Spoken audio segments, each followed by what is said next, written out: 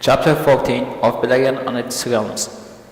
This is the fashion of the lands in which the Noldor came in the north of the western regions of Middle-earth.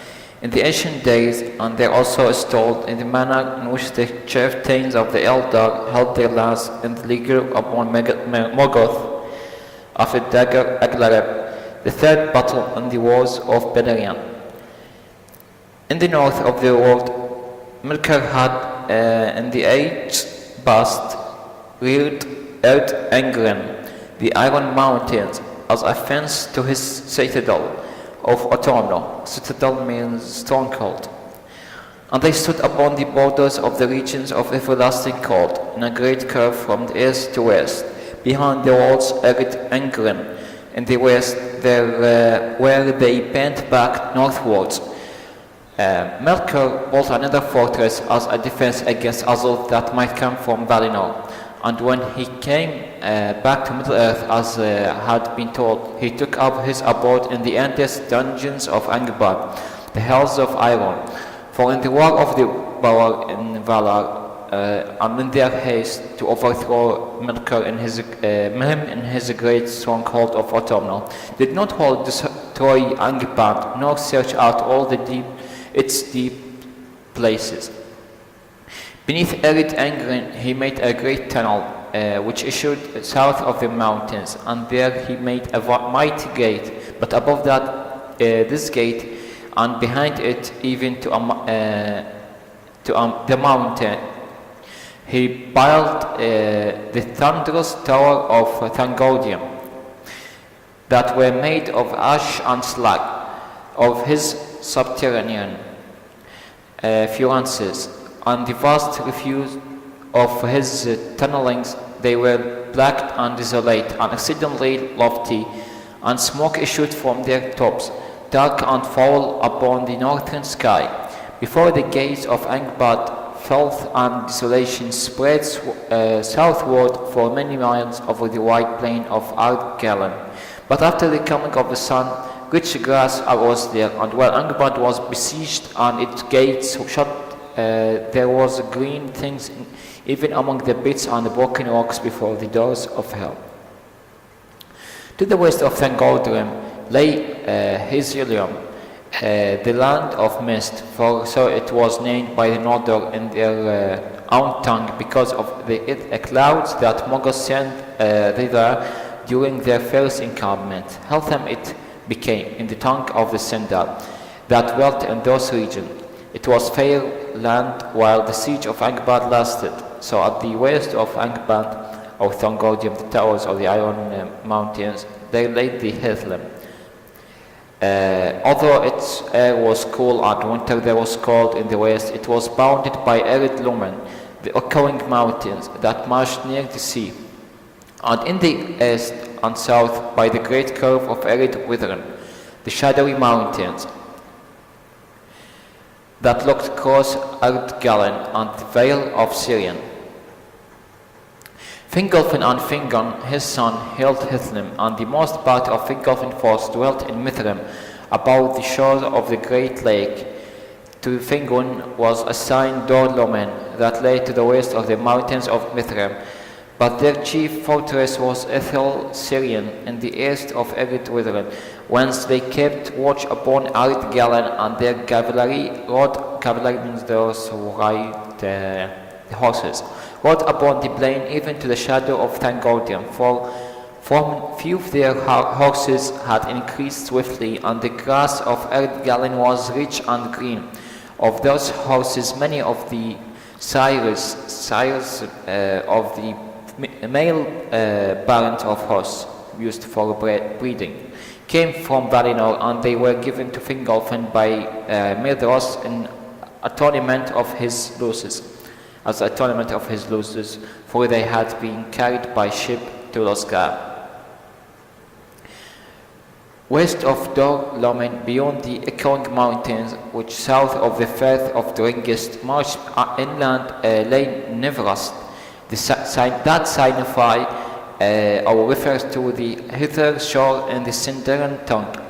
That name was given at first to all the coastland south of Firth, but afterwards only to the land whose shores lay between Dringis and Mount Taras.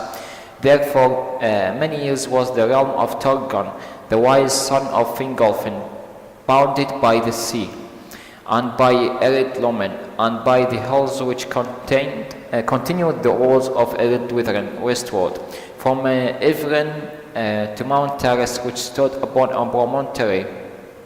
Promontory means a point of high land just out into large body of water. Juts means extent or high land just into a large body of water. Just have an extension that floats or above the water, used to look out mostly.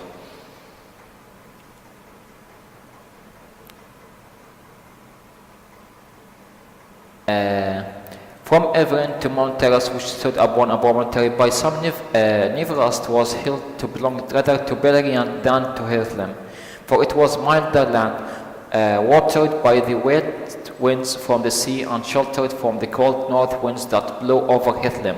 It was a hollow land, surrounded by mountains and great crossed cliffs, higher than the plains behind, and no river flowed thence. The upper or the front end is higher than the back end. That was it's cliffs and no plains behind. And no river flowed thence, and there was a great mere in the midst, a great mermaid's lake in the midst of Nivrast, with no certain shores, being encircled by the white marshes. Linowen was the name of that mere, because of the multitude of birds that were there, of such as love, tall reeds and shallow pools. Tall reeds is a type of plant that called cane also. Tall, slender leaves plant.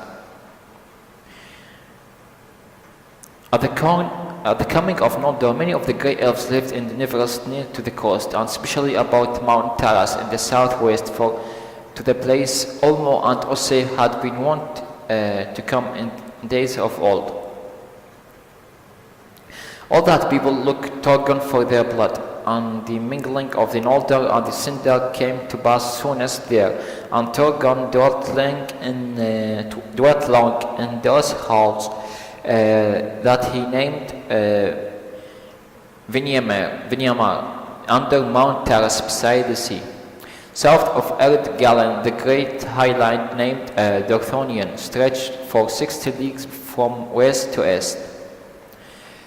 Great pine forest it bore, especially on its northern and western sides. By gentle slopes from the plain it rose to a bleak and lofty land. Bleak means lack of vegetation, so it's like a desert. Lofty means highland, where lay many towns at the feet of Bertos. Towns means small mountain lake. It has many small mountain lakes or towns. At the feet of Bertos, where the heats were higher than the peaks of Ered Withern. But southward, where it looked toward Doriath, it fell suddenly in dreadful precipices, or dreadful steep. From the northern slope of Dorthonion, Angerod and Egnor, sons of Finarfin, looked out over the fields of Eridkellan, and were the vassals of their brother Finrod, lord of Nargothrond. Their people were few, for the land was barren. Barren means infertile, also lack of vegetation, and the great highlands behind were deemed to be the bulwark. Bulwark means the forts or the barrier that Morgoth would not lightly seek to cross. Between Dorthonion and the shadowy mountains there was a narrow vale, whose sheer walls was carved with pines, but the vale itself was green.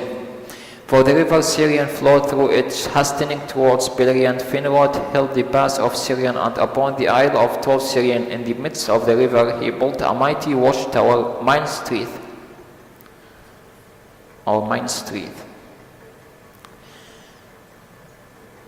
that later will become to men. But after Nargothrond was made, he committed that fortress mostly to be keeping of Orderith his brother. Now the great and fair country of Beleriand lay on the other side of the mighty river Sirion, renowned in song, which was at Ithel, Sirion, and skirted the edge. Skirted means go past the edge, but not passing through it. So there will be no fall or waterfall. Skirt the edge of Ered Galen ere he plunged through the pass, becoming ever fuller with the streams of the mountains. Thence he flowed south for 130 leagues, gathering the waters of many tributaries. Tributaries mean small rivers that supply to become a large river, until with a mighty flute he reached his many mouths on sandy delta. Sandy referred to the sand delta in a bay of Balar, and following Sirion from north to south. There lay upon in the right hand and west Beleriand, the forest of Brithel, between the Sirion and Teiglen, and then the realm of Nargothrond, between Teiglen and Narog, and the river Nargos in folds of Erwin, in the southern face of Númenor, and followed some 80 leagues ere he joined Sirion in Nan-Tarn, the land of willows. South of Nan-Tarn was a region of meads, fermented honey and water, filled with many flowers, where few folk dwelt, and beyond lay the marshes and the isles of reed about the mouth of Sirion, and the sands of his delta, empty of all things save birds of the sea. But the realm of Nargothrond extends also west of Narog to the river Ninning, that reached the sea of Eglarest, and Finrod became the overlord of all the seas of elves of Beleriand. Between Sirion and the sea, save only in the Falas, there dwelt those of the Sindar who still loves ships, and Círdan the shipbuilder was their lord. But between Círdan and Finrod there was friendship and alliance, and with the idol of Noldor, the havens of the Brithomber and Eglarest were built anew behind their great walls. They became fair towns and harbours with quays and piers. Quays and piers refer to let's say a stone platform as extended through the water for the docking of ships. Upon the cape west of Eglarest, Finrod raised the tower of Barad Nimras towards the western sea, though needlessly useless, as it proved, for at no time ever did Morgoth essay to build ships or make war by sea. Water all his servants shunned. All his servants shunned of means of void, and to the sea none would willingly to nigh, save in dire needs. Dire means in extreme need. With the aid of the elves of the haven, some of the folk of Nargothrond built new ships, and they went forth and explored the great isle of Balar, thinking there to prepare a last refuge if evil came. But it was not their fate that they should ever dwell there. Thus the realm of Finrod was the greatest by far, though he was youngest of the greats of lords of the Noldor, Fingolfin, Fingon, and Medros, and Finrod Fligrond. But Fingolfin was hailed overlord of all the Noldor, and Fingon after him, though their own realm was but the northern lands of Hithlum. Yet their people were the most hardy and valiant, most feared by the orcs, and most hated by Morgoth. Upon the left hand of Sirion lay east Beleriand, at its widest 100 leagues from Sirion to Gillian. on the borders of Osirian, and first between Sirian and Mendip lay the empty land of Dimbar, under the beaks of the Chrysigrim, abode of eagles. Between Mendip and the upper waters of Isgalduin lay the no land of Dangorthib, and that region was filled with fear, for upon its one side the bow of Mayan fenced the north march of Doriath. But upon the other side, the sheer precipices of Ered Gorgoroth, mountains of terror, fell down from high Dorthonion. Thither, as was earlier told, Ungoliant had fled from the whips of Balrogs, and there she dwelt a while, filling the ravens with her deadly gloom. Ravens mean narrow valley. That's the name. Mean of raven. So filling the narrow valleys of the ravens with her deadly gloom, or her deadly darkness or vapor. And there still, when she had passed away, her foul offspring lurked, or means keep or remain there, and wove their evil nets, and the thin water that spilled from Ered Gorgoroth were defiled, and they perilous to drink, and it means dangerous to drink. For the hearts of those that tasted them were filled with the shadows of madness and despair. All living things else shunned that land, and the northern world passed through Dangorthib, only at a great need, by paths near to the border of Doriath and furthest from the hunted halls. That way was made long before, in the time ere Morgoth returned to Middle-earth, and if one fared upon it, he came eastward to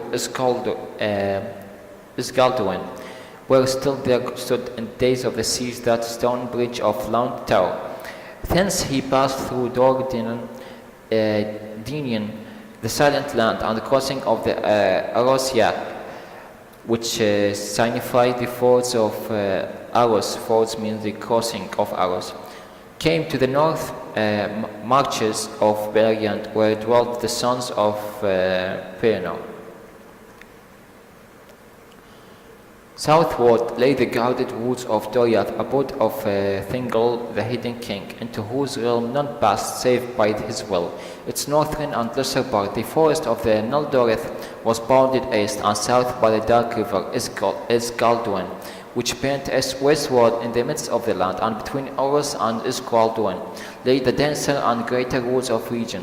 Upon the southern bank of Isgalduin, where it turned westward toward Sirium, were the caves of Minigroth, and all the Doriath lay east of Sirium, save for narrow region of woodland between the beating of Teglin and Sirian, and the maris of twilight by the people of Doriath. That wood was called Nevrim, the west march. A great oak trees grew there, and it also was encompassed within the girdle of Median. That some portion of Sirian was shelved in reverence of Almos should be wholly under the bow of Thingol. In the southwest of Doriath, where Oros flowed into Sirian, lay great pools and marshes on either side of the river, which halted there in his courses and strayed in many channels. That region was named Ilun Oil, the twilight means, for they were wrapped in mist, and the enchantment of Doriath lay over them. Now all the northern part of Beleriand sloped southward to the point, and for a while was ablain, and the flood of Sirian was stayed. But south of Elun, the land fell suddenly and steeply, and all the lower fields of Sirian were divided from the upper fields by this fall, which to one looking from the south northward appeared as an endless chain of hills running from Iglarest beyond Nargok in the west to Amon Erb in the east. Within far sight of Gilead, Nargok came through these hills in deep gorge. Gorge means I just want to see the man. gorge.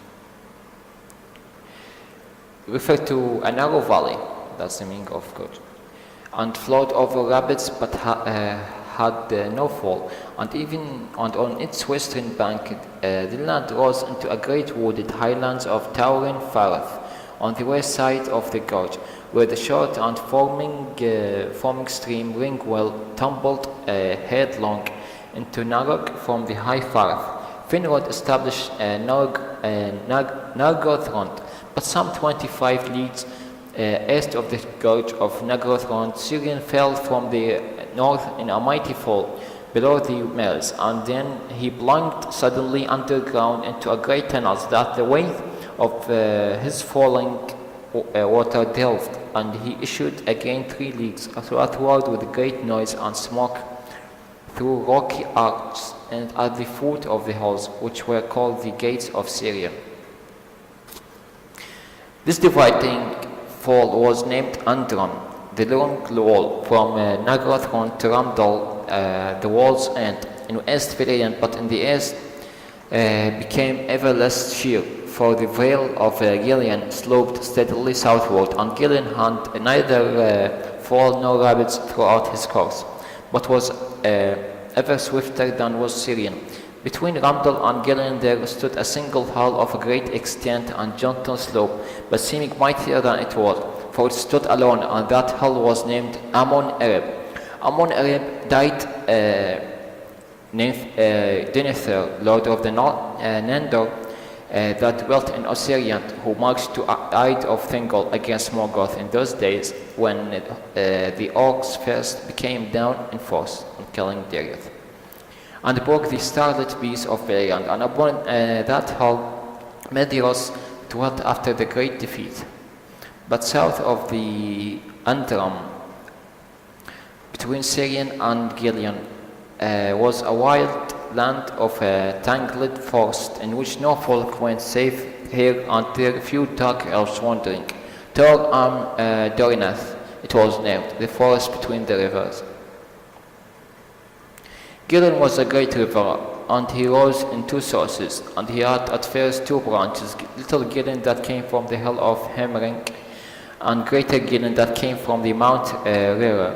From the meeting of his arms he flowed south for 40 leagues before he found his tributaries, and before he found the sea he twice as long as Syria, though less wide and full or for more rain and fall and Hitlim. And Torthonian, when Syrian drew his waters down in the east from Eritloan, flowed the 6 tributaries of Gilead. Askar, that was after named Rathloriel, Talos, Legolan, Bridlethor, Dwylwan, and Adorant. Swift and turbulent streams flowing steeply from the mountains, and between Askar in the north and Adorant in the south, and between Gilead and Eridloan lay far green country of Osiriant. The land of 7 rivers, now at a point nearly midway in its courses. That stream of Adorant divided and then joined again. The island that it was waters enclosed was named Torgallan, the Green Isle. There Baron and Luthien dwelt after their return.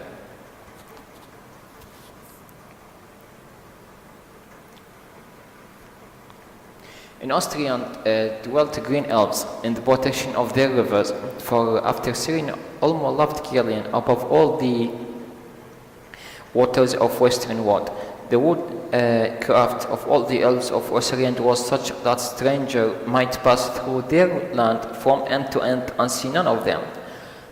They were called clad in green in spring and summer, and the sound of their singing could be heard even across the waters of Gilead.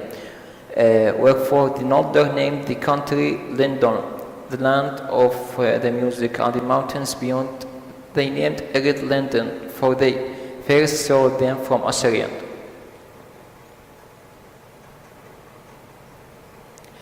East of Dorthonian, the marches of Beleriand were most open to attack, and only hills of no great height guarded the vale of Gilead. from the north in that region upon the march of Medros, and in the land behind dwelt the sons of Valinor, with many people, and their riders passed often over the vast northern plain. Northland, the wide and empty east of arid Galand, lest Morgoth should attempt any sortie towards East Beleriand. Sortie means attack. So, and the riders passed often over the vast northern plains, just to way protecting it, lest Morgoth should attempt an attack.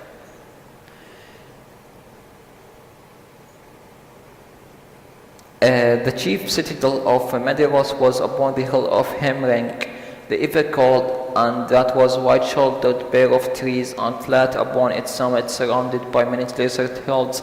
Between Hemring and the Dorthonian there was a pass exceeding steep upon the west, and that was the pass of Anglon. It was a gate up unto Doriath, and a bitter wind blew ever through it from the north. But Killigrim and Corofin fortified Aglon and held it with a great strength. And all that land of Hemland southward between the river Ouse that rose in Dorthonion and his tributary Kilon that came from Hemring. Between the arms of Gillian was the ward of Maglor. Ward of means the guard. The guard, yes. Refer to the guard of Maglor, and here in one place the hulls failed altogether. There it was that the orcs came into East Beleriand before the third battle.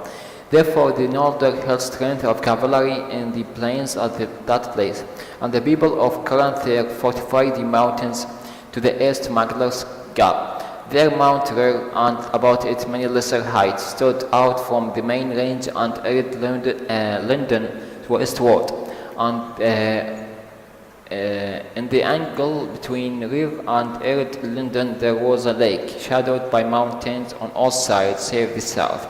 That was Lake Helivon, deep and dark, and beside it Caranthir had his abode. But all the great land between Gillian and his mountain and the mountain, and between Rir and the river Askar, was called by the Noldor Targillion, which signified the land beyond Gillian, or Dor Caranthir, the lands of Caranthir. It was here that the Noldor first met dwarves, but Targillion was before called the Grey Elves, Talath Ronan, the East Vale. Thus the sons of Valinor under Medros were the lords of East Beleriand, but their people were in that time mostly in the north of the land, and southward they rode only to hunt in green woods. But these Amrod and Amras had their abode, and they came seldom northward while the siege lasted.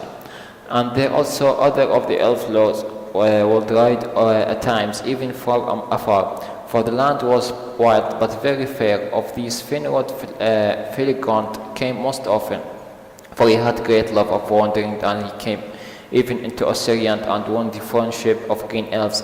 But none of the Noldor went over arid London. While their realm lasted, on little news and late came into Beleriand of what passed in the regions of Est. And this is the end of this chapter.